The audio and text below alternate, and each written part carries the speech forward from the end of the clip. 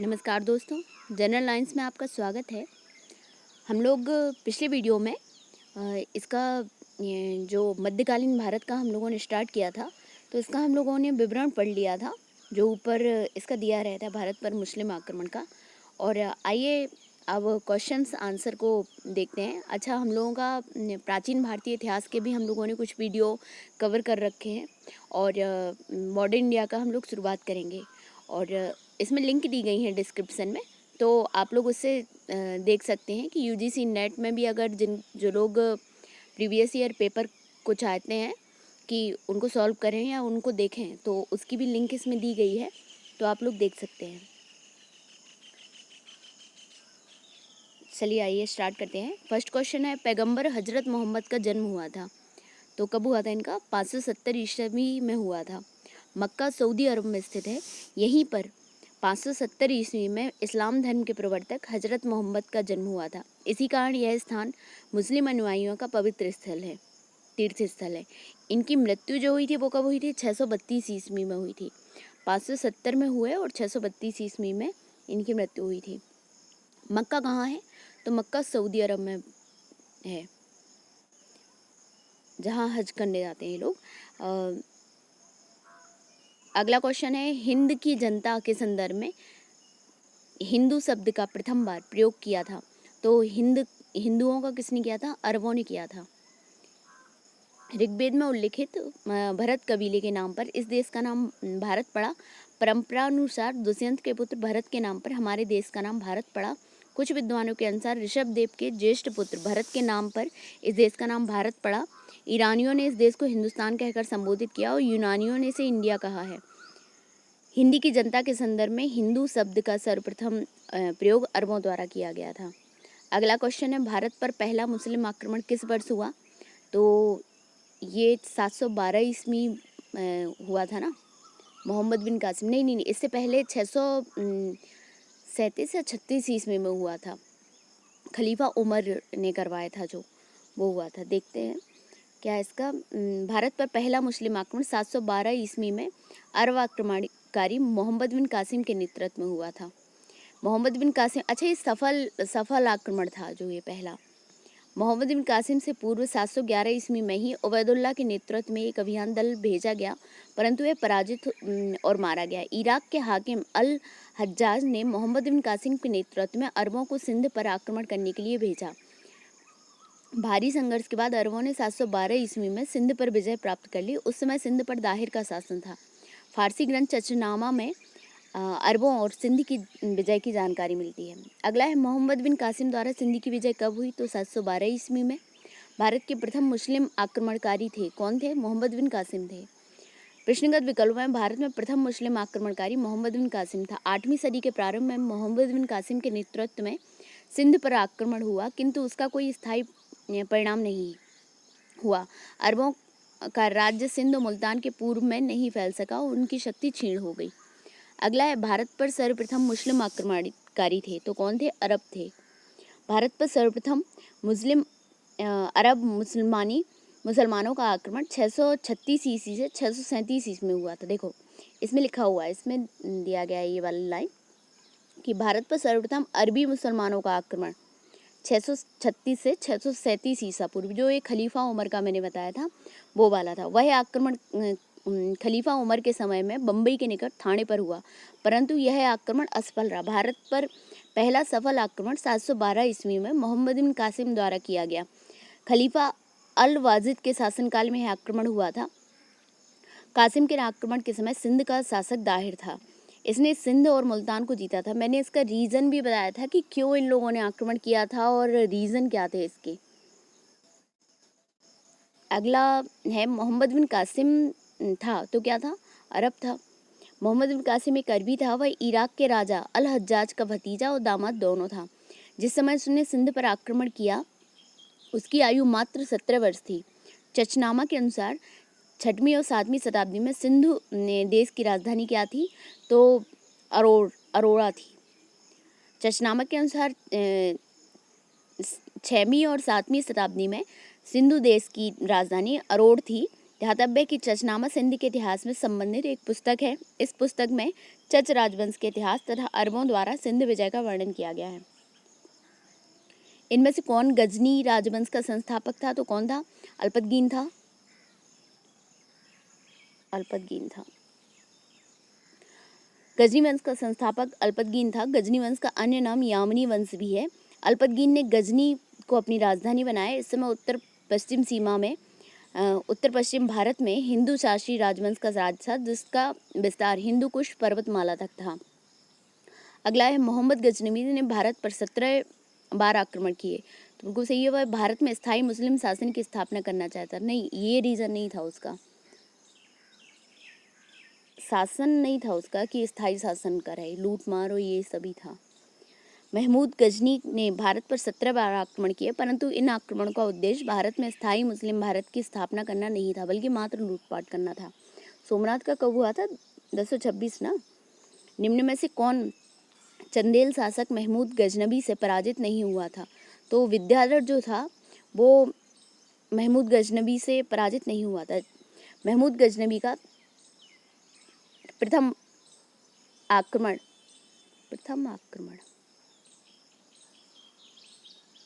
अच्छा, चंदेलों पर प्रथम आक्रमण जो था वो 1019 से 1020 में हुआ।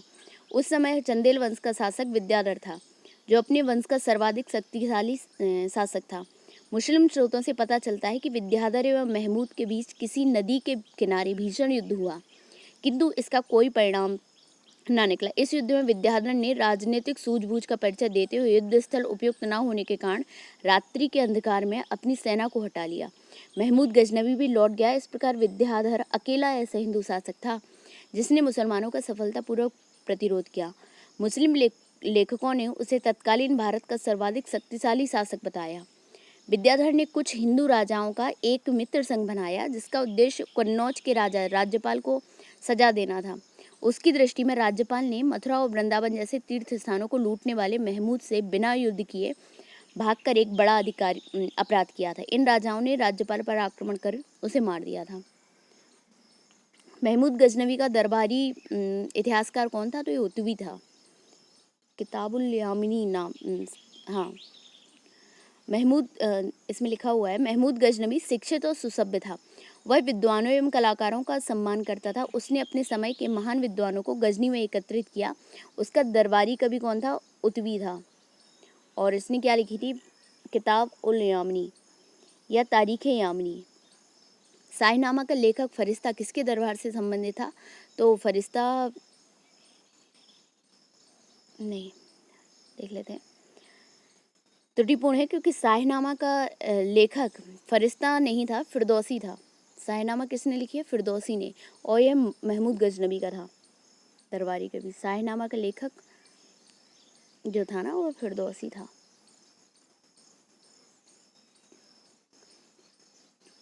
इसमें क्या था? इसे पूर्व के होमर की उपाधि दी जाती है। इस प्रकार इसका संभावित उत्तर विकल्प बी होगा। जबकि फरिश्ता ने तारीख फरिश्ता या गुलशन इब्राहिमी नामक किताब लिखी थी। जो ये इब्राहिम, इसका पूरा नाम मोहम्मद बिन कासिम हिंदू शाह था। कुछ समय तक अहमदनगर के शासक मुर्तजा निजाम शाह के दरबार में रहा और बाद में बीजापुर चला गया। हाँ, जो इसकी ये तारीख फरिश्ता है ना, बीजापुर के शासक इब्राहिम आदिल शाह को समर्पित थी। शाहीनामा के लेखक कौन था? तो कौन था? फिरदौसी था। और पुराणों का अध्ययन करने वाला प्रथम मुसलमान कौन था? तो ये हम लोगों ने पीछे डिस्क्रिप्शन में देखा था ना कि अलवरूनी जो था वो ज्योतिषा शास्त्र था और बहुत विद्वान यात्री कह सकते हैं। पुराणों का अध्ययन करने वाला प्रथम मुसलमान अलवरूनी था। ये मोहम्मद गजनवी के टाइम का था। उसका जन्म 973 ईस्वी में हुआ था। वह खीवा देश का रहने वाला था। वह महमूद गजनवी के साथ 11वीं शताब्दी में भारत आया था। अलवरूनी मात्र इतिहासकार ही नहीं था, उसके ज्ञान और रुचियों की व्याप्ति जीवन के अन्य क्षेत्रों तक थी, जैसे खगोल विज्ञान, भूगोल, तर्कशास्त्र, औषधि विज्ञान, गणित, धर्म और धर्मशास्त्र। इन्हीं रुचियों ने उसे भारत की तत्कालीन धार्मिक सांस्कृतिक स्थिति के बारे में ज्ञान प्राप्त करने के लिए प्रेरित किया। उसने संस्कृत का अध्ययन किया और अनेक संस्कृत रचनाओं का उपयोग किया। जिसमें ब्रह्मगुप्त बलभद्र वाराहमिहिर की रचना विशेष रूप से उल्लेखनीय है। उसने जगह जगह भगवत गीता, विष्णु पुराण और वायु पुराण को उद्धृत किया। अलबरूनी ने अरबी भाषा में तहकीक हिंद की रचना की थी। किस भाषा में की थी? अरबी भाषा में। सर्वप्रथम एडवर्ड सांची ने अरबी भाषा में इस ग्रंथ का अनुवाद अंग्रेजी भाषा में किया। इसका अनुवाद हिंदी में रजनीकांत शर्मा द्वारा किया गया। अगला है, महमूद गजनी के साथ भारत आने वाला प्रसिद्ध इतिहासकार कौन था? तो अलबरूनी था। अलबरूनी भारत में आया था तो कौन सी शताब्दी में? 11वीं शताब्दी में आया था। महमूद गजनी के साथ भारत आने वाला मुस्लिम विद्वान कौन था? तो अलबरूनी था। अलबरूनी के संबंध में सही नहीं है। क्या नहीं है? वह एक धर्मनिरपेक्ष लेखक था। ये गलत है, वो मुसलमान था पक्का, धर्मनिरपेक्ष नहीं था। उस ग्रंथ उस समय के जीवंत भारत से प्रभावित था। वह संस्कृत का विद्वान था। वह त्रिकोणमिति का विशेषज्ञ था। हाँ तो हाँ, बिल्कुल संस्कृत का भी विद्वान था। वह त्रिकोणमिति का विशेषज्ञ था। कहते हैं ना, बहुत योग्य था अलबरूनी। निम्नलिखित में से किसने महमूद गजनी के हमले के बाद सोमनाथ मंदिर का पुनर्निर्माण किया? तो किसने किया था? ये भीमदेव ने किया था। भीमदेव प्रथम ने। महमूद गजनवी ने सोमनाथ मंदिर पर आक्रमण 1026 ईस्वी के समय। यहाँ का शासक भीमदेव प्रथम था। महमूद मंदिर से अतुल संपत्ति लूटकर वापस लौट गया। महमूद के जाने के बाद भीमदेव प्रथम ने सोमनाथ मंदिर का पुनर्निर्माण करवाया था।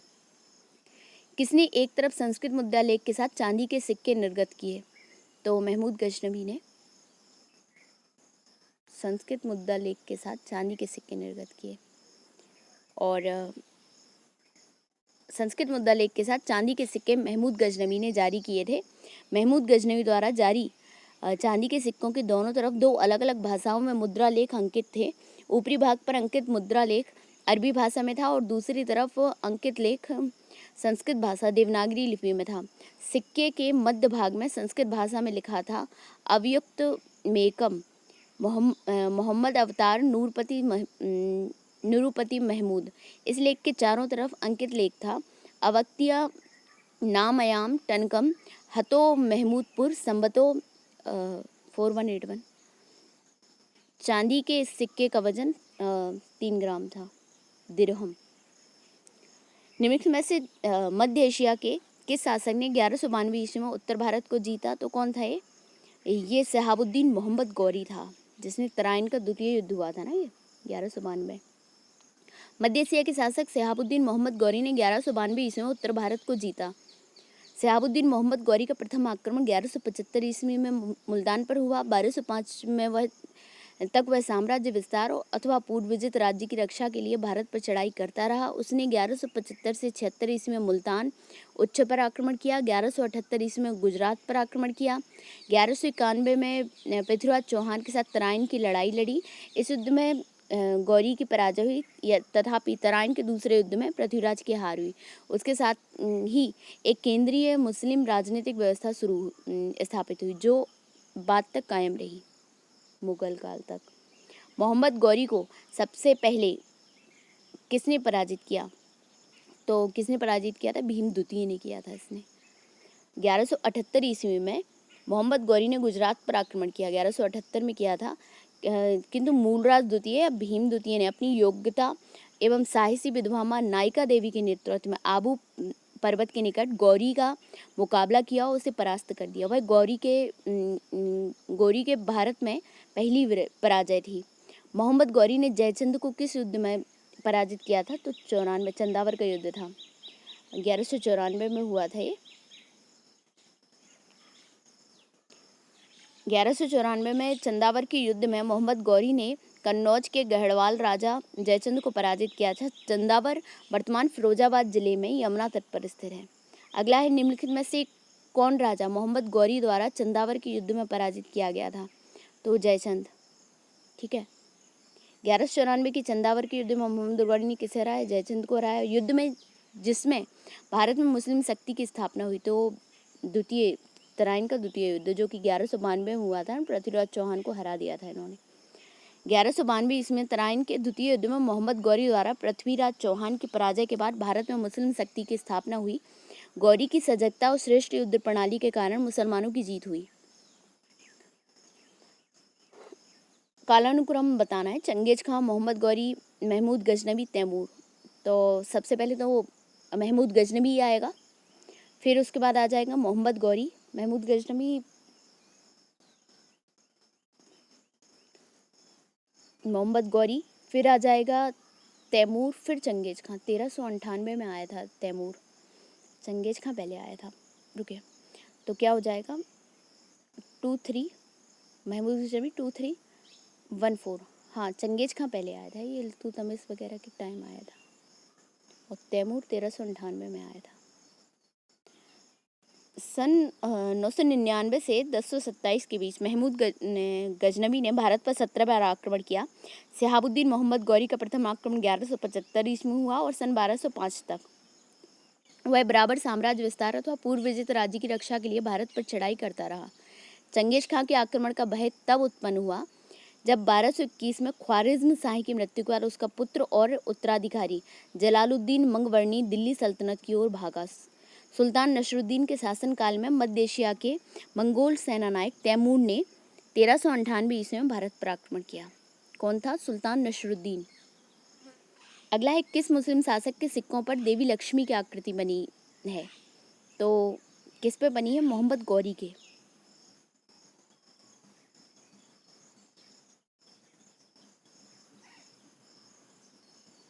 क्या था?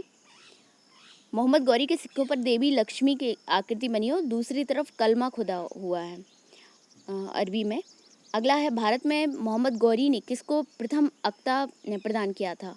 तो किसको किया था? कुतुबुद्दीन ऐबक को किया था।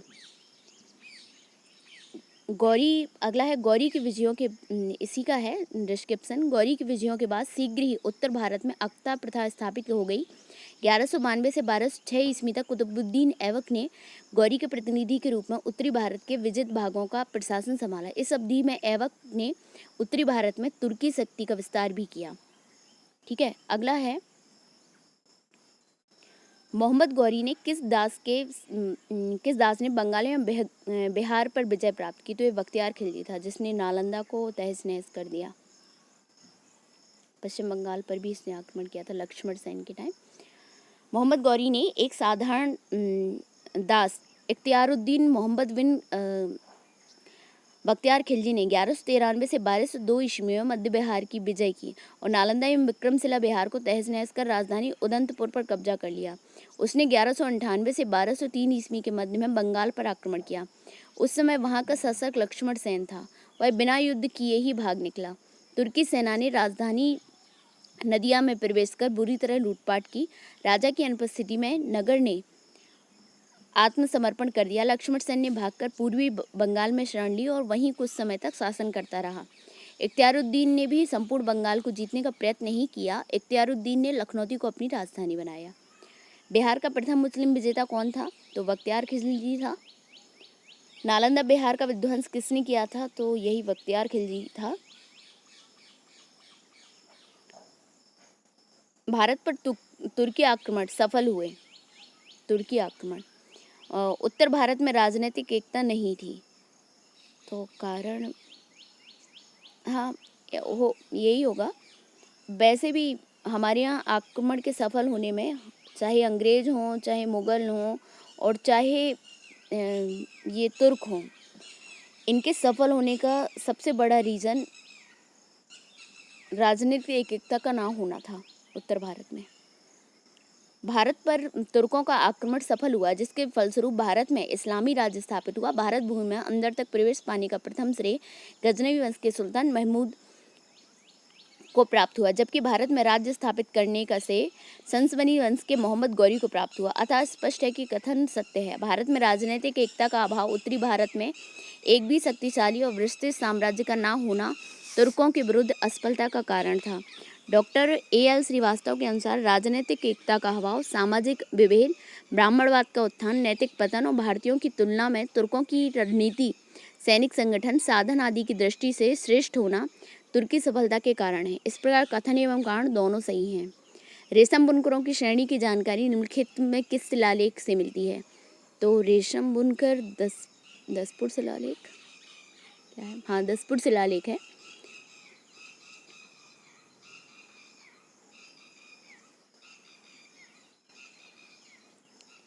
क्या इसमें दसपुर मंदसौर शिलालेख कुमारगुप्त के शासनकाल का है।